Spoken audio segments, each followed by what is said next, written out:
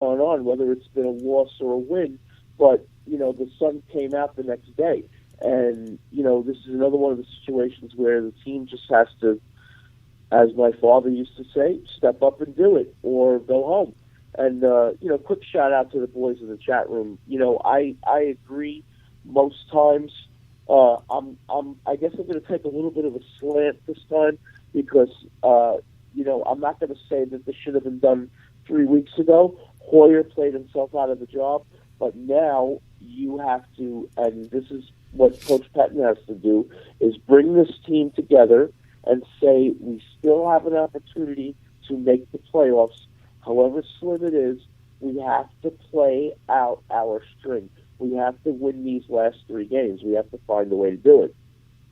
And you know what? It will be very interesting, too. And I said this earlier. The Browns are a professional team. They're professionals. It's a team full of professionals that are going to go out there and play. I'm very interested to see the body language of these players. Is there more pep in the step?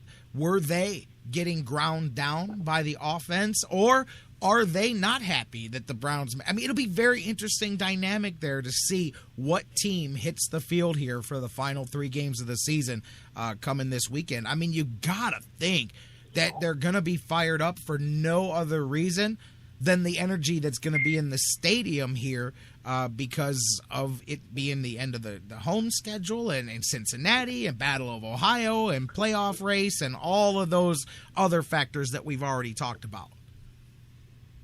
Well, as far as the in-state rivalry goes, that all means nothing right now. These guys are playing for postseason, for that extra check in the postseason, and for the opportunity to go as deep in the playoffs as possible. And, you have to put all the other stuff out of your mind right now, and you have to focus on what's going to go on these next couple of practices, how well you're going to practice, and let's face it, there are teams that practice 3-4 hours a day. The Patriots practice, Belichick makes them go through a walkthrough, and then they do a 90-minute practice. So these guys are working out like they're getting the same workout they get during a game. The Browns, on the other hand, take the approach that while the practices and the walkthroughs are meaningful, they don't push their guys to the very, very top level that you can in a practice. And I've seen a lot of NFL practices. I've seen a bunch of college practices. I've coached on college teams, lower level, but still college teams where the practice was 3 hours, and I worked with a team where the practice was an hour and 10 minutes. So it really, at this point, depends on how much Pettin wants these guys to prepare and what is over-preparation and what is going to be just enough. Now, what's your thought? Now, that's interesting, too, as you mentioned that. Mike Pettin also said yesterday that they were going to pare back the practice schedule this week and they're going to go less physical. It was going to be a lot of walkthrough because they were worried about saving physical, energy for this game, this run, however you want to look at it, coming up this weekend. So that's going to be interesting too, because you're going to have a little less hands-on in practice, as well as getting the young guy out there. So it'll be, interesting too, guys. I'm looking at my timeline absolutely blowing up here. Jason Pinkston, of course, the former Browns offensive lineman who had to retire, said just because Manziel's starting, don't think it's an automatic win. That is the thought process, unfortunately, that sets Johnny Manziel up for failure if he doesn't hit the ground running. Speaking of hitting the ground running, what do you expect, Bill? What do you think the Browns are going to need to do here? First start against a team that's trying to win this division. Hey, Cincinnati knows they have to win this game, as do the Browns. So they are going to attack Johnny Manziel from every angle possible. What do you expect offensively for the Browns to do? Do they pare it all the way down? Do you simplify everything? Do you add in some read option? Does everything go shotgun? What do you look for offensively out of the Browns? I think you're going to see three-phased play calling. Yes, they have to, they have to audible a little bit. They have to let Johnny run the ball a little bit. That way you're going to keep Bengals defense honest. But he really, really, really needs to at least be around 58-60% in the completion rate if they expect to win this game. If there's going to be poor play, misreads with the receivers, it's possibly a turnover or two, a penalty, then you might as well just give the game away. And they shouldn't be playing just to give the game away, Jerry, at this point. And these are professional guys. And I remember talking about this a couple of years ago, and I'm not going to name the guy because he's still on the team and he's a great guy. But we had this conversation, and I just got the impression back then that maybe the Browns locker room was not totally in tune with the staff back then, with the coaches back then, and I think they're a little more in tune with what Pettin and, by extension, Farmer are doing with the team now. But by the same token here, they're beginning to lose focus on what they're supposed to be going for.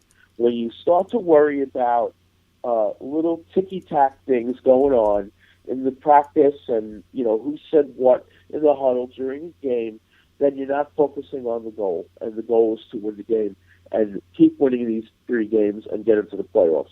You're talking about guys who are taking little pokes and little jabs at each other in the media, and nobody will come out and say who it is, which surprises me for any NFL locker room, because usually the beat guys are the first ones to get on their Twitter feed and go, hey, so-and-so said this, and Coach Pett said that in response. We got to put all that aside now, all right? This all has to go on the shelf, all right? You forget about it. And I just don't think the Browns are forgetting about it, and that's where the problem is going to be. They're going to let their own press clippings and the fact that they read their own press clippings in the paper trip them up here. That's going to be the problem. Oh, yeah, and the fact that all of this happened, period. You can say what you want, but it's all guess what? Cincinnati right now isn't dealing with off-field stuff. They're not dealing with the change at the quarterback. We can joke about Andy Dalton all we want. Point is the time that the Browns have spent this week in these other conversations is time that Cincinnati has spent focusing on the Browns. So, yeah, that hurts the Browns from that aspect. And, hey, blame Hoyer, blame Shanahan, blame them all. It doesn't matter. But that hurts the Browns heading into this. Dan Wismar, our man, he'll be with us tomorrow. He tweeted just a few moments ago, it may be ugly, but it should be fun to watch. Time for Johnny. So we'll see. Still nothing official from the Browns thus far as the change that's been reported absolutely everywhere now. But let's talk about it, man. Dr. Football, what do you think happens? The Browns and the Bengals here, now that we know it's going to be Johnny Football. It's going to be Manziel against the Bengals here. What do you think happens? Does he start it off with a bang? Do the Browns shock the world here with the rookie? Does the spark come? What do you think happens? Lay it on me, Dr. Football. What do you want to see? What do you expect to see? I think the spark is there. J-Rock. The question is, again, how much of your own press clippings are you reading? Or do you just put that stuff aside and go out there and do the job you're supposed to do? I don't dislike Johnny's athleticism. I do dislike the D attitude that he throws out sometimes, and that's an issue, and that's going to be an issue for as long as this guy's on the team. And the other thing is, and you got to look at it like this: we've seen this before, and we've seen the guy come in. We've seen a guy come in who's supposed to be a team savior, and is kind of, left standing there at the altar, holding the football and waiting for the head coach to give the bride away, and it just doesn't happen. And if anybody needs to ask me what I'm referring to, I have just 2 words for you: Tim Tebow. Absolutely, man. The predictions in the chat room are great. From greatness to, my man LG says, 10 plays before the Bengals break him. I don't know if it happens that quick, but I definitely worry that will happen at some point. I mean, we got to find out. We'll find out here, and we'll see, man, what the Browns go out and do. Really, it's beyond that. The defense can show up and win this game, as we've seen. The defense took care of business against Cincinnati a month ago. Can they follow that performance up? Can they shut Andy Dalton down here on the lakefront? If they do, then regardless of who the quarterback was or wasn't going to be, the Browns had a chance to win this game here this weekend. We'll see, man. The spark, all of that stuff. We'll see what part of that plays into it. We'll see if the kid is ready to play. We'll see if the defenses catch up. All of those things. It'll be a lot of storylines here. Speaking of, I guess we'll wrap up the Browns-Bengals talk, you and I, and the Johnny Football talk with Marv Lewis, who is a guy who has always been relatively respectful. No, he's a smart guy. He's never done a lot of big inflammatory stuff. He's very respectful. He's a very professional coach for the most part. Now, I'm sure somebody will throw some quote out at me that I don't think about right now, but for the most part, he's been a very professional head coach over the course of his career. I was shocked, not that people in the NFL feel this way, because believe it or not, Browns fans, the majority of people behind the scenes in the NFL don't think Johnny Manziel's going to change the world. But, hey, who are you to tell other football players about athletes and football players? But anyways, outside of that here, I don't think that there's a lot of coaches, and I think Marv Lewis showed that he's one of them, that do necessarily respect the long-term aspirations of Johnny Football in the NFL. But man, not very often does a coach just blatantly disrespect the other team and the other team's quarterback. Like, we talk about bulletin board and teams go out of their way not to even say anything inflammatory. Man, Marv Lewis threw down the gauntlet last night and just blatantly said, we're not worried about one player, especially when he's a midget, talking about Johnny Manziel. Were you surprised that Marv Lewis would slip up in public and go that direction and make a comment in public that he probably would have made in private normally? Yeah, I think he's just trying to get his team motivated with that. And let's face it, that's pregame psychology right there. Jimmy Johnson was a master at that. So was Hank Stram. You can't fault the guy for trying, no matter what, whether it's right or wrong. You can't fault him for trying. And I could take you guys back to 1980 and Class 1-1980 of the U.S. Army Ranger School, when an instructor said to his class, "Hey, if you ain't cheating, you ain't trying." I've heard that one before. That's the old baseball expression, too. If you aren't cheating, you aren't trying. Too. Then again, everybody started cheating, and now they call it the steroid era. So you can go too far with that. But I'm with you, man. And again, it's going to be very, very interesting what happens here this weekend and then beyond with the Browns. How do they show up? How do they answer to this? They're in a playoff race. The whole friggin' division is in a playoff race. Speaking of, man, looking around the NFL, it's going to be an exciting 3-game sprint here for these playoff opportunities and places here.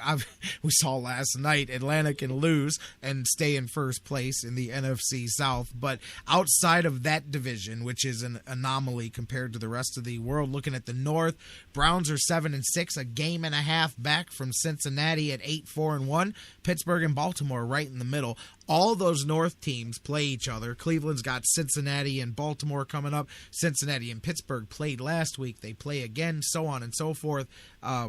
That's going to be a lot of shaking out to go there. But the whole AFC, you and I have mentioned it. You've got 1, 2, 3, 4, 5, 6, 7, 8, 9 teams in that 8-5-7-6 record alone, not counting the divisional leaders there, man. That is a crazy conglomeration there and a battle for these wild card spots.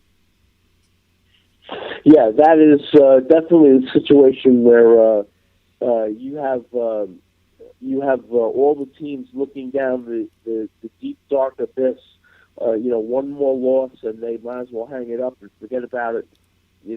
Guys are going to be not giving 100% effort because they're whatever, annoyed, fed up, whatever it is. And then you have the 1 or 2 teams that are going to come out on top.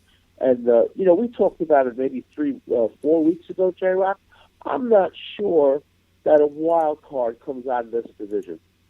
I think the only playoff spot to this division goes to the division leader. I think the race is so close that I don't see 2 teams coming out of this division. You're talking about the AFC North. Yeah, I mean, look at it. I mean, Yes, in sir. general, I mean, you got all of these teams. I don't know that a loss necessarily